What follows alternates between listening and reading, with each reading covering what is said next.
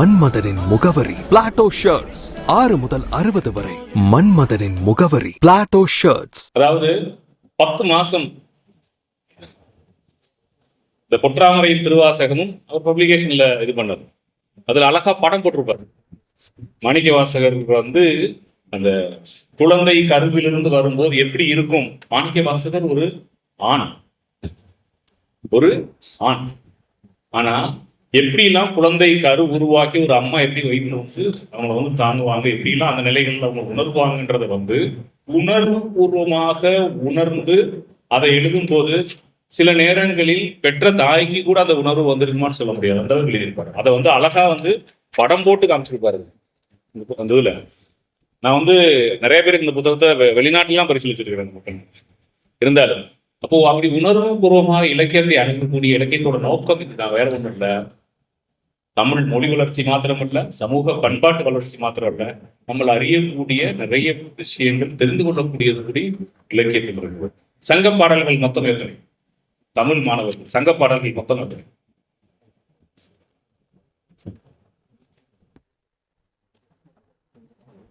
500 ரூபாய் பரிசு.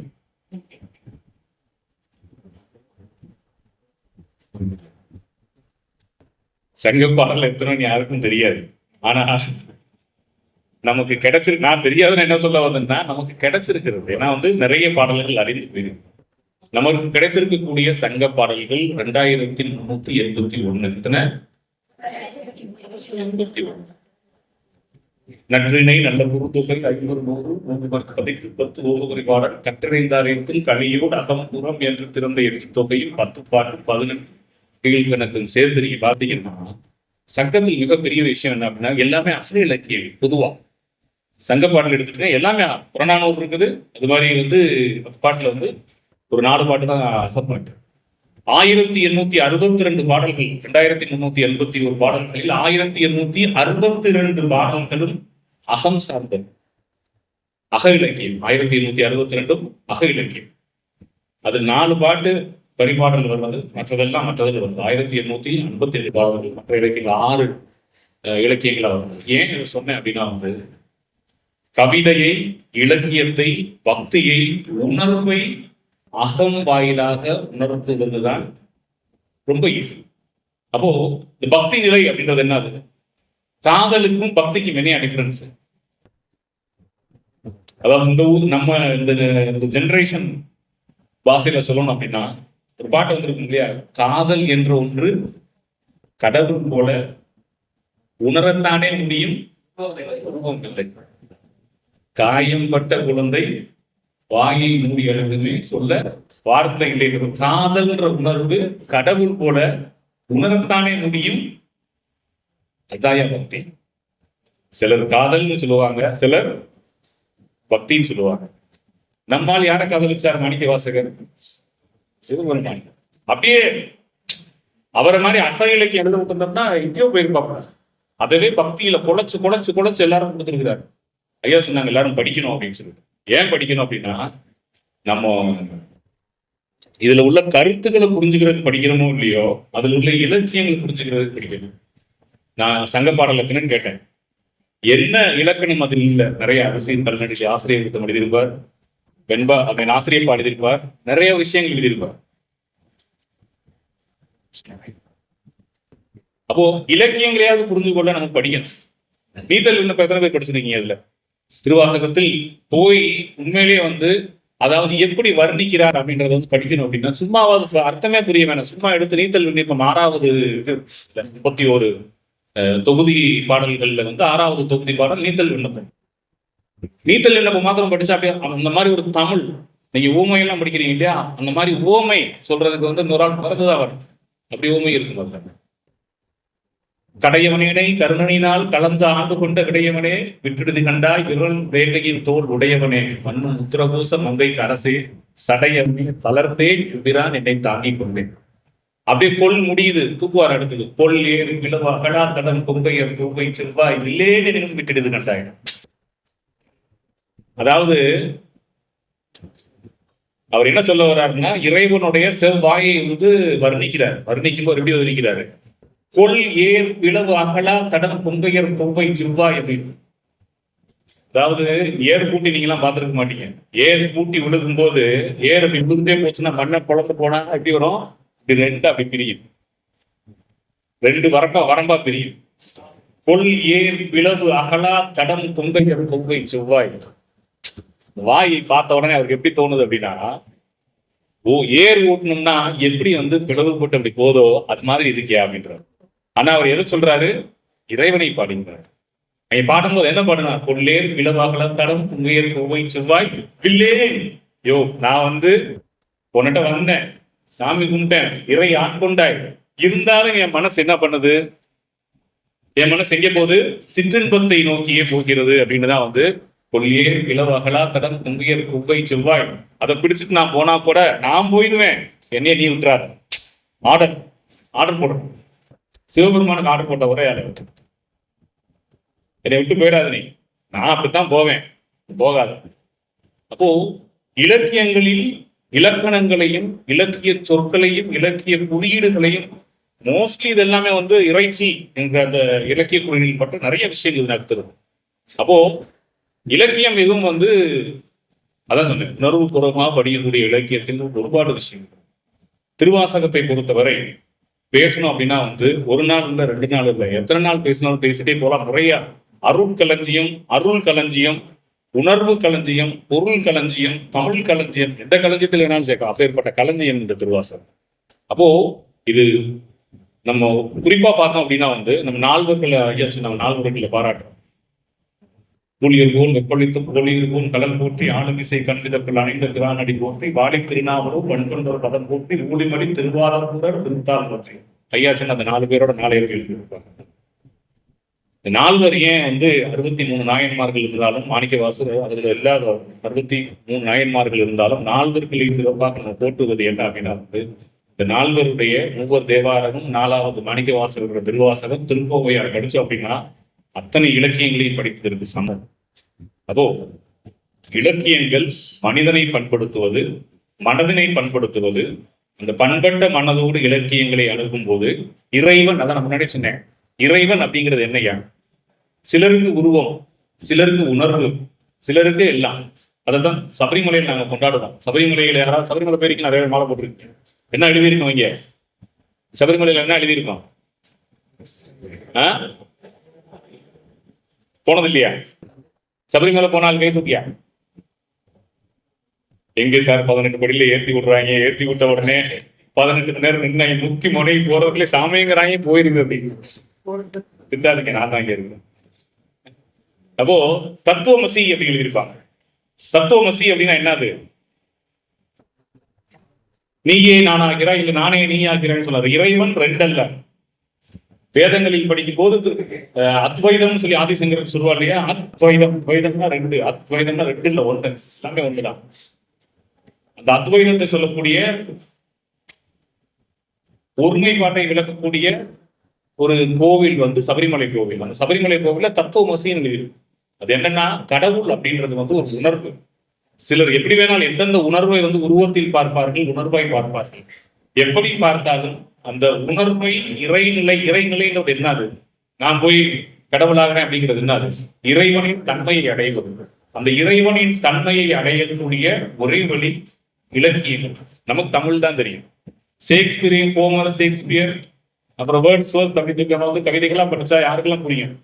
எனக்கு தமிழ் இல்லை, நான் மலையாளம் படிப்பேன், மலையாளத்தில் ஒரு புக்கை எழுதியிருக்கேன், இங்கிலீஷ் படிப்பேன், ஹிந்தி படிப்பேன், எல்லாம் நல்லா படிப்பேன். ஆனா தமிழ் அல்லாத ஒரு மொழியில் என்னால் ஒரு இலக்கியத்தை படிக்க முடியாது. ஏன்னா 5 மொழிகள். அதனாலதான் பாரதியார் சொல்ற மாதிரி என்ன சொன்னார்?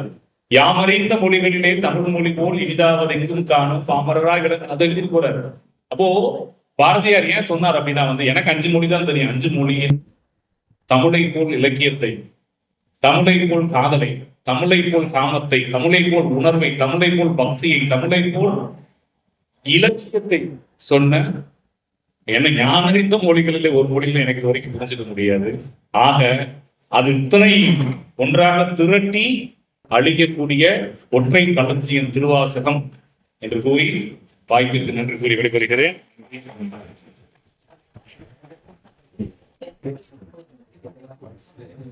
திருவாசக சொற்பொழிவுக்கு தலைமையேற்றிருக்கக்கூடிய வழக்கறிஞர் மாரியகுமாரி அவர்களே, முதல்வர் முனைவர் சாந்திதேவியம் அவர்களே, மதிப்பிற்குரிய சிறப்புரையாற்றி அமர்ந்திருக்கக்கூடிய மதிப்பிற்குரிய ஐயா அம்பை மணிவண்ணன் அவர்களே, பெருமதிப்பிற்குரிய மருத்துவர் சீனிவாசன் ஐயா அவர்களே, பிரியப்பட்ட மாணவ மாணவியரே, அனைவருக்கும் வணக்கம். நோக்க உரை, சிறப்புரைக்கு அடுத்து நோக்க உரை அவசியம் இல்லை. மாணவர்கள் இவ்வளவு நேரம் சிறப்புரை கேட்டதுக்கு அப்புறம் அம்மா நோக்க உரை அப்படின்னு உடனே எல்லாருக்கும் ஐயோ இருந்தோம்னா அப்படின்னு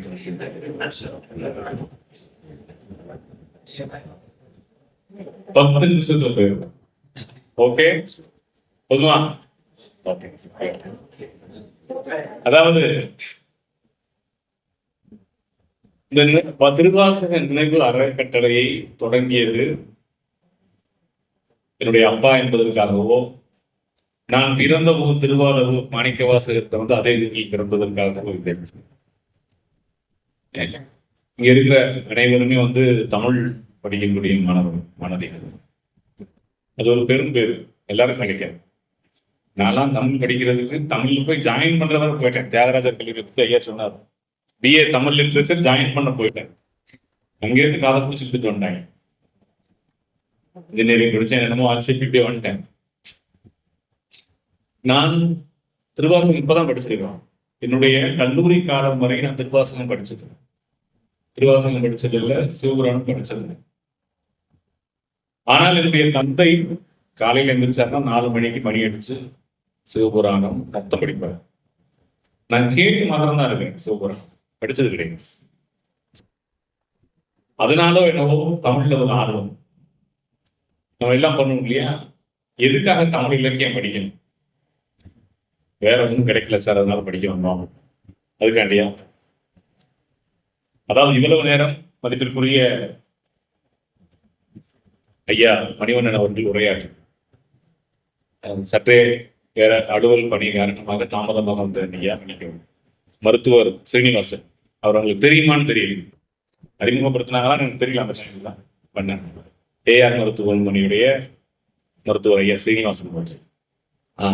அவரை வேணா இன்னொரு சிவபெருமான்னு வேணா சொல்லுவோம். தமிழ் இலக்கியம் மதுரை மீனாட்சி இப்போதும் அவருடைய எழுத்துக்களாலும் உழைப்பாலும் தான் வாழ்ந்துட்டு இருக்காங்க வேணா சொல்லுவேன். அரங்காவலர் மதுரை மீனாட்சி. அப்போ தமிழ் இலக்கியம் எதுக்காண்டி படிக்கணும்? சும்மா வேற படிக்கிறதுக்கு ஒண்ணுமே இல்லை அப்படிங்கிறது. இலக்கியம் பேரே இருக்கு. பேர் என்னது? இலக்கியம்னா என்னது? இலக்கு இயம். இலக்கு இயம். இலக்கு உள்ளவர்களுக்கு தான் இலக்கியம். ஏன் திருவாசகத்தை படிக்கணும்? ஏன் வந்து இது அறக்கட்டளையா இங்க வைக்கணும் அப்படின்னா, திருவாசகம் படிச்சால், அதாவது ஒருத்தவங்க ஐயா ரொம்ப அருமையாக சொன்னார், அறிவு பூர்வமாக அணுகுவது வேறு, உணர்வு பூர்வமாக அணுகுவது வேறு. ரெண்டுக்கு 2 டிஃபரன்ஸ் இருக்கும். மரம் வளர்ந்து வரும்போது, முதல்ல வரும்போது மரம் வரும், அப்புறம் விரிஞ்சு கிளைகளா மாறும். அறிவும் உணர்வும் அப்படி வந்தா கூட அறிவு வேறு உணர்வு வேற நம்ம போகலை அப்படின்னா வந்து உணர்வு ரீதியாக இலக்கியங்களை சந்திக்கணும். அறிவு ரீதியா சந்திச்சோம்னா என்ன அப்படின்னா வந்து கதைக்கணும். நிறைய நேரத்துல என்ன தோணும் அப்படின்னா, இதெல்லாம் உண்மையா, இப்படிலாம் நடந்திருக்குமா அப்படின்னு தோணும். நிறைய பேருக்கு தோன்றதுக்கு தப்பே கிடையாது. பகுத்தறிவுல எல்லா மனுஷனுக்கும் தோணக்கூடிய ஒரு விஷயங்கள், இப்படிப்பட்ட விஷயங்கள் நடந்திருக்குமா, நரி பறி ஆயிருக்குமா,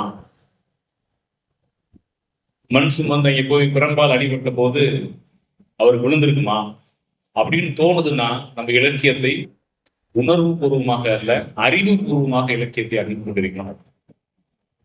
நான் சொன்னேன் இல்லையா, ஏன் திருவாசகம் அப்படின்னா ஒண்ணுமே இல்லை. அதாவது ஐயா நிறைய சொல்லிய பாட்டின் பொருள் உணர்ந்து சொல்வார் செல்வர் சிவபுரத்தின் முட்டார் சிவனுடைய கீழ் பலவும் ஏற்ற பணிந்து, அதனால பொருள் உணர்ந்து படிங்க மாணவர்களே அப்படின்னு. நமக்கெல்லாம் பொருள் உணர்ந்தே படிக்கல, கேட்டு படிச்சேன். கடைசி எதுக்கு பிரயோஜனமாச்சோ இல்லையோ, என்னுடைய IAS தேர்வுகள் தமிழ் லிட்டரேச்சர் தான் எனக்கு சொல்லிட்டு. நான் தமிழ் இலக்கியம் படித்தது கிடையாது. தமிழ் இலக்கியத்தில் ஒரு பாடத்தேர்வாக தமிழ் இலக்கியம், ஒரு பாடத்தேர்வு தமிழ் இலக்கியம். நான் ஒரு பாடத்தேர்வு மட்டுமல்ல, தமிழகத்தில் மாத்திரம் நான் தமிழ் லிட்ரேச்சர் வேற யாரும் எழுத மாட்டாங்க இல்லையா? தமிழக அளவில் ஐஏஎஸ் தேர்வில் தமிழ் லிட்ரேச்சரை நான் தான் ஃபர்ஸ்ட். தமிழ் லிட்ரேச்சர் நிறைய பிஹெச்டி படிச்சு இருந்திருக்கிறான், எம்ஏ தமிழ் இலக்கியம் படிச்சு இருந்திருக்கிறான், பிஏ தமிழ் இலக்கியம் படிச்சவங்களாம் இருந்திருக்கிறேன். தமிழ் இலக்கியத்தில் ஐஏஎஸ் போட்டித் தேர்வில் தமிழ் லிட்ரேச்சர்ல நான் தான் ஃபர்ஸ்ட். ஏன் சொன்னா நான் ஃபர்ஸ்ட் மார்க் எடுத்தது இல்லை. அதாவது சிவபுராணம் திருவாசகம் அப்படிங்கிறது மனிதனுக்கு வெவ்வேறு நிலைகளில், அதான் சொன்ன உணர்வு பூர்வம் வேறு, அறிவு வெவ்வேறு நிலைகள் எப்படியாவது ஒரு இந்த பக்தி நம்மளை ஒரு இடத்துக்கு கொண்டு போகும் அப்படிங்கிறது நான் உதாரணம் அப்படின்றது தான் சொல்ல. இப்போ இங்க இருக்கக்கூடிய மாணவர்கள் எதுக்காண்டி மாரியப்ப முரளியா ஐயாவாக இருக்கட்டும், நான்காம் தமிழ் செந்தமிழ் கல்லூரியாக இருக்கட்டும், நிறைய அறக்கட்டளைகள் மூலமாக நிறைய சொற்பொழிவுகள். ஏன் யாருக்கும் வேலை இல்லையா? வேலை இல்லாமல ஐயா இருக்காங்க, நாங்க இருக்கிறோம். அப்போ ஒரு இலக்கியத்துடைய நோக்கம் என்ன அப்படின்னா அடுத்த தலைமுறைக்கு கடத்தி விடுதல் ஒண்ணு. இலக்கியத்துடைய பயன் என்னது? ஆற்றுப்படையெல்லாம் படிச்சிருப்பீங்க. இலக்கியத்துடைய பயன் அடுத்த தலைமுறைக்கு இலக்கியத்தை கிடைக்கும். அதனால என்ன கிடைக்குது? மொழி வளரும், சமூக பண்பாட்டு வளர்ச்சி தெரியும். இல்லைன்னா 8ஆம் நூற்றாண்டுலையும் 9ஆம் நூற்றாண்டுலையும் இப்படி ஒரு நிகழ்ச்சி நடந்துச்சு அப்படின்னு தெரியுமா? திருப்பாவை எத்தனை பேர் படிச்சிருக்கீங்க? அதில் அழகாக 13வது பாசுரத்தில் அழகாக எழுதியிருக்கும் வெள்ளி எழுந்து வியாழம் உறங்கிற்று. அதுக்கு என்ன அர்த்தம்? டெக்னிக்கலா பாத்தீங்கன்னா என்ன, வெள்ளிக்கிழமை போயிருச்சு, வியாழக்கிழமை எப்படிடா வரும்? வியாழனுக்கு அப்புறம் தானே வெள்ளி வரும். அந்த அம்மாவுக்கு ஒன்றும் இல்லப்பா அப்படின்னு தோணும். புள்ளின் வாய் கீண்டானை பொல்லா ஆராய்ச்சனை அப்படின்னு சொல்லிட்டு 13வது பாசுரத்தில் வெள்ளி எழுந்து வியாழம் உறங்கிட்டுன்னு வரும். வெள்ளி எழுந்து வியாழம் உறங்கிட்டு வச்சு, வெள்ளின்றது வீனஸ் அப்படின்ற கோல், வெள்ளி மாறி குரு வருது. வெள்ளி எழுந்து வியாழம் உறங்கிட்டு குரு திசை முடிந்து வர்ற அந்த நிகழ்வு நடந்தது வச்சுதான் அதை ஒரு 7ஆம் நூற்றாண்டுக்கும் 8ஆம் நூற்றாண்டுக்கும் இடைப்பட்ட இலக்கியம் அப்படின்னு கண்டுபிடிச்சிருக்கோம். அப்படி நிறைய விஷயங்கள் இலக்கியத்தில் அறிவு இருக்கிறது, அறிவியல் இருக்கிறது, எது இல்லாம. மாணிக்கவாசகரை பொறுத்தளவுல பாத்தீங்க அப்படின்னா ஐயாவோட அந்த புக்ல ரொம்ப அருமையா எழுதியிருப்பார். அவர் ஏன் டாக்டர் சீனிவாசன் அவரெல்லாம் பேசணும் ஒரு நாள், இன்னைக்கு நேரம் கிடைக்காது. அவருடைய புக் அந்த புக் அங்கே இருக்குது, இல்ல நீங்க பாருங்க. அதாவது 10 மாசம் இந்த பொற்றாமரையின் திருவாசகமும் அவர் பப்ளிகேஷன்ல இது பண்ணது. அதுல அழகா படம் போட்டிருப்பாரு. மாணிக்கவாசகர் அந்த குழந்தை கருவிலிருந்து வரும்போது எப்படி இருக்கும்? மாணிக்கவாசகர் ஒரு ஆண். ஆனா எப்படிலாம் குழந்தை கரு உருவாக்கி ஒரு அம்மா எப்படி வயிற்று அவங்க தாங்குவாங்க, எப்படிலாம் அந்த நிலைகள் அவங்க உணர்வாங்கன்றத உணர்வு பூர்வமாக உணர்ந்து அதை எழுதும் போது சில நேரங்களில் பெற்ற தாய்க்கு கூட அந்த உணர்வு வந்திருக்குமான்னு சொல்ல முடியாது. அந்த அளவுக்கு எழுதியிருப்பாரு. அதை அழகா படம் போட்டு காமிச்சிருப்பாரு அந்த இதுல. நான் நிறைய பேருக்கு இந்த புத்தகத்தை வெளிநாட்டிலாம் பரிசீலிச்சிருக்கிறேன் புத்தகம் இருந்தாலும். அப்போ அப்படி உணர்வு பூர்வமாக இலக்கியத்தை அணுகக்கூடிய இலக்கியத்தோட நோக்கம் இதுதான், வேற ஒன்றும் இல்லை. தமிழ் மொழி வளர்ச்சி மாத்திரம் இல்ல, சமூக பண்பாட்டு வளர்ச்சி மாத்திரம் இல்ல, நம்மள அறியக்கூடிய நிறைய விஷயங்கள் தெரிந்து கொள்ளக்கூடியது கூடி இலக்கியத்துக்கு. சங்க பாடல்கள் மொத்தம் எத்தனை? தமிழ் மாணவர்கள் சங்க பாடல்கள் மொத்தம் எத்தனை?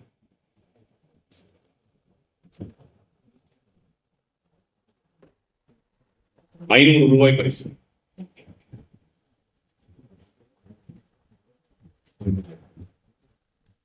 சங்க பாடல் எத்தனை யாருக்கும் தெரியாது. ஆனா நமக்கு கிடைச்சிருக்கு. நான் தெரியாதுன்னு என்ன சொல்ல வந்தேன்னா, நமக்கு கிடைச்சிருக்கிறது. ஏன்னா நிறைய பாடல்கள் அறிந்து போயிருக்கு. நமக்கு கிடைத்திருக்கக்கூடிய சங்க பாடல்கள் 2381. எத்தனை? 81. நற்றினை நல்ல குறுந்தொகை 500 100 கதைக்கு 10 ஓகுரி பாடல் கற்றினைந்தாரையத்தில் கலியோடு அகம்புறம் என்று திறந்த 8 தொகையும் 10 பாட்டு 18 கீழ்கணக்கும் சேர்த்து நீங்க பாத்தீங்கன்னா, சங்கத்தில் மிகப்பெரிய விஷயம் என்ன அப்படின்னா, எல்லாமே அக இலக்கியம். பொதுவா சங்க பாடல் எடுத்துட்டீங்கன்னா எல்லாமே புறநானூறு இருக்குது. அது மாதிரி 10 பாட்டுல ஒரு 4 பாட்டு தான் அகப்பாட்டு. 1862 பாடல்கள், 2381 பாடல்களில் 1862 பாடல்களும் அகம் சார்ந்தவை, அக இலக்கியம். 1862 அக இலக்கியம். அது 4 பாட்டு பரிபாடல் வருவது, மற்றதெல்லாம் மற்றதில் வருது. 1857 பாடல்கள், மற்ற இலக்கியங்கள் 6 இலக்கியங்களா வருது. ஏன் சொன்னேன் அப்படின்னா, கவிதையை, இலக்கியத்தை, பக்தியை, உணர்வை அகம் வாயிலாக உணர்த்துவதுதான் ரொம்ப ஈஸி. அப்போ இந்த பக்தி நிலை அப்படின்றது என்னது? காதலுக்கும் பக்திக்கும் என்ன டிஃபரன்ஸ்? அதாவது இந்த ஊர் நம்ம இந்த ஜெனரேஷன் பாஷையில சொல்லணும் அப்படின்னா ஒரு பாட்டு வந்திருக்கும் இல்லையா? காதல் என்ற ஒன்று கடவுள் போல உணரத்தானே முடியும், உருவம் இல்லை. காயம் பட்ட குழந்தை வாயை மூடி எழுதுமே சொல்ல வார்த்தை இல்லை. காதல்ன்ற உணர்வு கடவுள் போல உணரத்தானே முடியும். அதாய பக்தி. சிலர் காதல்னு சொல்லுவாங்க, சிலர் பக்தின்னு சொல்லுவாங்க. நம்மால் யாரை காதலிச்சார்? மாணிக்க வாசகர், சிவபெருமான். அப்படியே அவரை மாதிரி அக இலக்கியம் எழுத விட்டுருந்தோம்னா எங்கேயோ போயிருப்பாங்க. அதவே பக்தியில குழைச்சு குழைச்சு குழைச்சு எல்லாரும் கொடுத்துருக்கிறாரு. ஐயா சொன்னாங்க எல்லாரும் படிக்கணும் அப்படின்னு சொல்லிட்டு. ஏன் படிக்கணும் அப்படின்னா, நம்ம இதுல உள்ள கருத்துக்களை புரிஞ்சுக்கிறது படிக்கணுமோ இல்லையோ, அதுல உள்ள இலக்கியங்களை புரிஞ்சுக்கிறது படிக்கணும். நான் சங்க பாடலத்தினு கேட்டேன், என்ன இலக்கணம் அதில் இல்லை? நிறைய அரசியல் கல்நெறி ஆசிரியர் விருத்தம் எழுதியிருப்பார், வெண்பா அதன் ஆசிரியர் எழுதியிருப்பார், நிறைய விஷயங்கள் எழுதியிருப்பார். அப்போ இலக்கியங்களையாவது புரிந்து கொள்ள நம்ம படிக்கணும். நீத்தல் விண்ணப்பம் எத்தனை பேர் படிச்சிருக்கீங்க? அதுல திருவாசகத்தில் போய் உண்மையிலேயே அதாவது எப்படி வர்ணிக்கிறார் அப்படின்றத படிக்கணும். அப்படின்னா சும்மாவது அர்த்தமே புரிய வேணாம். சும்மா எடுத்து நீத்தல் விண்ணப்பம் 6வது இது 31 தொகுதி பாடல்கள்ல 6வது தொகுதி பாடல் நீத்தல் விண்ணப்பம். நீத்தல் விண்ணப்பம் மாத்திரம் படிச்சா அப்படியே அந்த மாதிரி ஒரு தமிழ். நீங்க ஊமையெல்லாம் படிக்கிறீங்க இல்லையா? அந்த மாதிரி ஊமை சொல்றதுக்கு 100 ஆள் பிறகுதான் வரும். அப்படி ஊமை இருக்கு. கடையவனேனை கருணனினால் கலந்து ஆண்டு கொண்ட கிடையவனே விட்டுடுது கண்டாய் விரல் வேகையின் தோல் உடையவனே மண்ணும் உத்திரகோசம் மங்கைக்கு அரசே சடையவனே தளர்ந்தேன் என்கிறான் என்னை தாங்கி கொண்டேன். அப்படியே கொல் முடியுது, தூக்குவார் அடுத்தது. கொல் ஏறு விளவா கடா தடன் பொங்கையர் தூவை செல்வாய் இல்லேன்னு விட்டுடுது கண்டாய். அதாவது அவர் என்ன சொல்ல வர்றாருன்னா, இறைவனுடைய செவ்வாயை வர்ணிக்கிறார். வர்ணிக்கும் போது எப்படி வர்ணிக்கிறாரு? கொல் ஏர் விளவு அகலா தடம் பொங்கையர் பொங்கை செவ்வாய் அப்படின்னு. அதாவது ஏர் பூட்டி நீங்க எல்லாம் பார்த்துருக்க மாட்டீங்க. ஏர் பூட்டி விழுகும் போது ஏர் அப்படி விழுந்துட்டே போச்சுன்னா மண்ணை பொழந்து போனா எப்படி வரும்? இப்படி ரெண்டு அப்படி பிரியும், ரெண்டு வரம்பா பிரியும். கொல் ஏர் விளவு அகலா தடம் பொங்கையர் பொங்கை செவ்வாய். வாயை பார்த்த உடனே அவருக்கு எப்படி தோணுது அப்படின்னா, ஏர் ஓட்டணும்னா எப்படி பிளவு போட்டு அப்படி போதோ அது மாதிரி இருக்கியா அப்படின்றாரு. ஆனா அவர் எது சொல்றாரு? இறைவனை பாடுங்கிறார். நீங்க பாடும்போது என்ன பாடுனா, கொல்லேர் விளவாகல தடம் பொங்கையர் கோவை செவ்வாய் பிள்ளே. யோ நான் உன்னிட்ட வந்தேன், சாமி கும்பிட்டேன், இறை ஆட்கொண்டாய். இருந்தாலும் என் மனசு என்ன பண்ணுது? என் மனசு எங்கே போகுது? சிற்றின்பத்தை நோக்கியே போகிறது அப்படின்னு தான் கொல்லியர் விளவாகலா தடம் பொங்கையர் கோவை செவ்வாய். அதை பிடிச்சிட்டு நான் போனா கூட நான் போயிடுவேன், என்னைய நீ விட்டுறாரு. ஆர்டர் போடுறேன். சிவபெருமானுக்கு ஆர்டர் போட்ட ஒரே ஆளு, என்னை விட்டு போயிடாது நீ, நான் அப்படித்தான் போவேன், போகாது. அப்போ இலக்கியங்களில் இலக்கணங்களையும் இலக்கிய சொற்களையும் இலக்கிய குறியீடுகளையும் மோஸ்ட்லி இது எல்லாமே இறைச்சி என்ற அந்த இலக்கிய குறியீடு பற்றி நிறைய விஷயங்கள் நகர்த்துறது. அப்போ இலக்கியம் எதுவும் அதான் சொன்னேன், உணர்வு பூர்வமாக படிக்கக்கூடிய இலக்கியத்தின் ஒருபாடு விஷயங்கள். திருவாசகத்தை பொறுத்தவரை பேசணும் அப்படின்னா ஒரு நாள் இல்லை, 2 நாள் இல்லை, எத்தனை நாள் பேசினாலும் பேசிட்டே போலாம். நிறைய அருட்களஞ்சியம், அருள் களஞ்சியம், உணர்வு களஞ்சியம், பொருள் களஞ்சியம், தமிழ் களஞ்சியம், எந்த களஞ்சியத்தில் வேணாலும் சேர்க்கலாம். அப்பேற்பட்ட களஞ்சியம் இந்த திருவாசகம். அப்போ இது நம்ம குறிப்பா பார்த்தோம் அப்படின்னா நம்ம நால்வர்களை நம்ம நால்வர்களை பாராட்டுறோம். கூலியர்கோன் வெப்பளித்து கோலியர்கோன் கலன் போற்றி ஆளுமிசை கண்சிதற்கள் அனைந்த பிரானடி போற்றி வாடி திருநாவலும் பண்பொன்றர் பதம் போற்றி ஊழிமடி திருவாரூரர் திருத்தால் போற்றி. ஐயாச்சன் அந்த 4 பேரோட 4 எழுதியிருப்பார். இந்த 4 ஏன் 63 நாயன்மார்கள் இருந்தாலும், மாணிக்கவாசகர் அதுல இல்லாத 63 நாயன்மார்கள் இருந்தாலும் 4 சிறப்பாக நம்ம போட்டுவது என்ன அப்படின்னா, இந்த 4 ஒவ்வொரு தேவாரமும் 4வது மாணிக்கவாசகர் திருவாசகம் திருக்கோவையார் படிச்சோம் அப்படின்னா அத்தனை இலக்கியங்களையும் படிப்பதற்கு சமம். அப்போ இலக்கியங்கள் மனிதனை பண்படுத்துவது, மனதினை பண்படுத்துவது. அந்த பண்பட்ட மனதோடு இலக்கியங்களை அணுகும் போது இறைவன், அதான் நான் முன்னாடி சொன்னேன், இறைவன் அப்படிங்கிறது என்னையா? சிலருக்கு உருவம், சிலருக்கு உணர்வு, சிலருக்கு எல்லாம். அதைத்தான் சபரிமலையில் நாங்க கொண்டாடுவோம். சபரிமலையில் யாராவது சபரிமலை பேருக்கு நிறைய மாலை போட்டிருக்கீங்க. என்ன எழுதியிருக்கோம் இங்க? சபரிமலையில் என்ன எழுதியிருக்கோம்? போனது இல்லையா? சபரிமலை போனால் கை தூக்கியா? எங்க சார் 18 படியில ஏத்தி விடுறாங்க, ஏத்தி விட்ட உடனே 18 மணி நேரம் நின்று முக்கி முனைக்கு போறதுக்குள்ளே சாமிங்கிறாங்க போயிருது அப்படின்னு திட்டாதீங்க, நான் தான் இங்க இருக்கிறேன். அப்போ தத்துவமசி அப்படின்னு எழுதியிருப்பாங்க. தத்துவமசி அப்படின்னா என்னது? நீயே நான் ஆகிறாய், இல்ல நானே நீ ஆகிறாய்ன்னு சொல்லாது. இறைவன் ரெண்டு அல்ல. வேதங்களில் படிக்கும் போது அத்வைதம் சொல்லி ஆதிசங்கரன் சொல்லுவா இல்லையா? அத்வைதம்னா ரெண்டு, அத்வைதம்னா ரெண்டு இல்ல ஒண்ணு, எல்லாமே ஒண்ணுதான். அந்த அத்வைதத்தை சொல்லக்கூடிய ஒருமைப்பாட்டை விளக்கக்கூடிய ஒரு கோவில் வந்து சபரிமலை கோவில். அந்த சபரிமலை கோவில்ல தத்துவமசின்னு இருக்கு. அது என்னன்னா கடவுள் அப்படின்றது வந்து ஒரு உணர்வு. சிலர் எப்படி வேணாலும் எந்தெந்த உணர்வை வந்து உருவத்தில் பார்ப்பார்கள், உணர்வாய் பார்ப்பார்கள். எப்படி பார்த்தாலும் அந்த உணர்வை இறைநிலைன்றது என்னது? நான் போய் கடவுளாகிறேன் அப்படிங்கிறது என்னது? இறைவனின் தன்மையை அடைவது. அந்த இறைவனின் தன்மையை அடையக்கூடிய ஒரே வழி இலக்கியங்கள். நமக்கு தமிழ் தான் தெரியும். ஷேக்ஸ்பியர், ஹோமர், ஷேக்ஸ்பியர், அப்புறம் வேர்ட்ஸ்வொர்த் அப்படின்னு சொல்லி நம்ம வந்து கவிதைகள்லாம் படிச்சா யாருக்கெல்லாம் புரியும்? எனக்கு தமிழ் இல்லை, நான் மலையாளம் படிப்பேன். மலையாளத்தில் ஒரு புக்கை எழுதியிருக்கிறேன். இங்கிலீஷ் படிப்பேன், ஹிந்தி படிப்பேன், எல்லாம் நல்லா படிப்பேன். ஆனா தமிழ் அல்லாத ஒரு மொழியில் என்னால் ஒரு இலக்கியத்தை படிக்க முடியாது. ஏன்னா 5 மொழிகள். அதனாலதான் பாரதியார் சொல்ற மாதிரி என்ன சொன்னார்? யாமறிந்த மொழிகளே தமிழ் மொழி போல் இனிதாவது எங்கும் காணும் பாமரராக அதை எழுதிட்டு போறாரு. அப்போ பாரதியார் ஏன் சொன்னார் அப்படின்னா வந்து எனக்கு 5 மொழி தான் தெரியும். 5 மொழியில் தமிழை போல் இலக்கியத்தை, தமிழை போல் காதலை, தமிழை போல் காமத்தை, தமிழை போல் உணர்வை, தமிழை போல் பக்தியை, தமிழை போல் இலக்கியத்தை சொன்ன என்ன ஞானறிந்த மொழிகளிலே ஒரு மொழியில எனக்கு இது வரைக்கும் புரிஞ்சுக்க முடியாது. ஆக அது இத்தனை ஒன்றாக திரட்டி அழிக்கக்கூடிய ஒற்றை களஞ்சியம் திருவாசகம் என்று கூறி வாய்ப்பிற்கு நன்றி கூறி விடைபெறுகிறேன்.